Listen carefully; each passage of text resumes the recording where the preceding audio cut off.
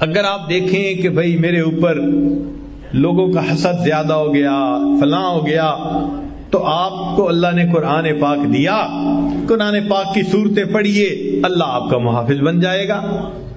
چنانچہ علامہ جلال الدین سیوطی رحمۃ اللہ نے ایک بات لکھی ہے جو آپ لوگوں کے لیے امید ہے کہ بہت فائدہ مند بات ہوگی، خاص طور پہ علماء طلباء کے لیے، اور اس کے بعد آپ کو عملیات والوں کے پیچھے نہیں بھاگنا پڑے گا۔ ہوتا ہے نا یہ جادو اور ٹونا اور فلاں اور ان کے پیچھے بھاگو، کوئی ضرورت نہیں۔ قرآن آیا ہی اسی لیے ہے کہ ہماری پریشانیوں کو دور کر دے۔ چنانچہ علامہ جلال الدین سیوطی رحمۃ اللہ فرماتے ہیں الفاتحہ تمنع غضب الرب، کہ سورہ فاتحہ کی جو کثرت سے تلاوت کرتا ہے اللہ کے غصے سے اس کو حفاظت ہو جاتی ہے۔ یاسین تمنع عطش القیامہ، جو یاسین شریف روزانہ پڑھتا ہے اللہ تعالیٰ اس سورت کی برکت سے قیامت کے دن کی پیاس سے اس کی حفاظت فرماتے ہیں۔ الدخان تمنع من احوال القیامہ، سورہ دخان جو پڑھتا ہے اللہ تعالیٰ قیامت کے دن کے خوف سے اس کو امن عطا فرماتا ہے۔ الواقعۃ تمنع الفقر والفاقہ، جو سورہ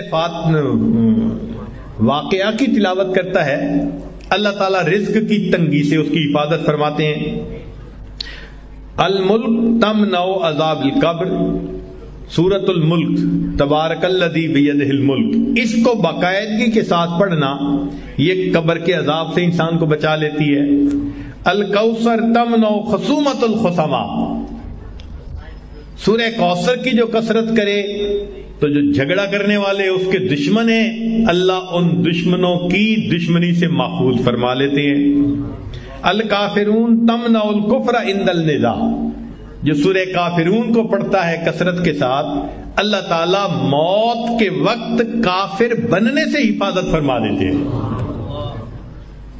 الاخلاص تمنع النفاق، جو سورہ اخلاص کی تلاوت کرتا ہے اللہ تعالیٰ اس کو نفاق سے بری فرما دیتے ہیں۔ الفلق تمنع حسد الحاسدین، سورہ فلق کی تلاوت زیادہ کرے گا تو اللہ حاسدوں کے حسد سے بچائیں گے۔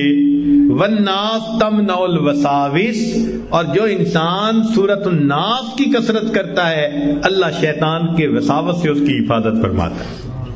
اب اللہ کے حبیب صلی اللہ علیہ وسلم نے ہمیں یہ باتیں بتا دی تو ہمیں کس بات کی پریشانی؟ کوئی حسد کرتا ہے، کوئی دشمنی کرتا ہے،